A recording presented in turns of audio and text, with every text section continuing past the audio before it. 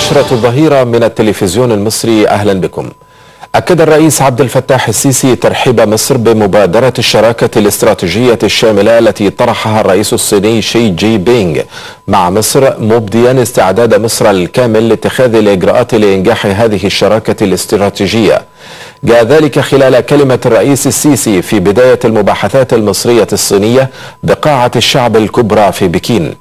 كما أكد السيسي تأييد مصر لمبادرة إحياء طريق الحرير القديم، مؤكدا أن مصر مستعدة للتعاون مع هذه المبادرة الصينية بكل قوة وفي أسرع وقت ممكن. وأضاف السيسي أن هذا الطريق الذي كان يربط حركة التجارة الصينية بالعالم وكانت مصر من أهم ركائزه يأتي في وقت جيد للغاية، لأنه يتزامن مع إطلاق مصر لمحور قناة السويس الذي سيسهم في النهوض بحركة التجارة العالمية. وقد وجه الرئيس السيسي الدعوة لنظيره الصيني لزيارة مصر في أقرب فرصة، معربا عن شكره العميق لكرم الضيافة وحسن الاستقبال الذي حظي به منذ أن وطئت قدماه الأراضي الصينية. هذا ومن المقرر أن تشهد المباحثات في ختامها التوقيع على 25 اتفاقية تعاون ومذكرة تفاهم بين البلدين. كان الرئيس قد استهل فعاليات اليوم الأول لزيارته إلى الصين بلقاء مع رؤساء الجامعات الصينية. شهد اللقاء دعوة السيسي إلى مزيد من المنح الدراسية والتعاون بين البلدين في مجالات التعليم والتدريب.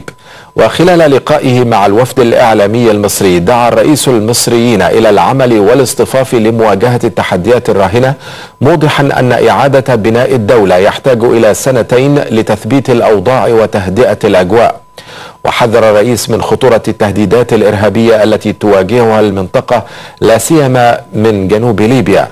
وحول التقارب المصري القطري، أكد الرئيس أن زيارة المبعوث القطري إلى مصر مجرد نقطة انطلاق لتوجيه رسالة ترضية للمصريين. وخلال لقائه برؤساء وممثلي 70 من كبرى الشركات الصينية الصناعية والخدمية على مستوى العالم، أكد الرئيس السيسي أن مصر ستأخذ خلال السنوات القليلة القادمة المكانة التي تستحقها في العالم بجهد أبنائها ودعم أصدقائها، مشيرا إلى أن الشعب المصري يقدر الصين بشكل إيجابي. هذا وقد أكد الرئيس حرص مصر على تقديم الدعم للمستثمرين الصينيين لزيادة وتوسيع استثماراتهم. وخلال كلمته أمام اجتماع مجلس الأعمال المصري الصيني، أكد الرئيس أن الحكومة انتهت من صياغة قانون الاستثمار الموحد وحماية الاستثمارات الأجنبية، داعيا الشركات الصينية إلى المشاركة في مشروع تنمية قناة السويس. وأكد الرئيس أن مصر ركيزة أساسية في مبادرة إحياء طريق الحرير بفضل موقعها.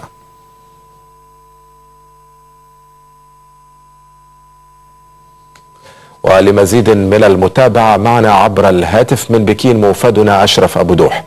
أشرف، أطلعنا على ما يدور من مباحثات بين الرئيس السيسي ونظيره الصيني وجدول أعمال السيد الرئيس اليوم.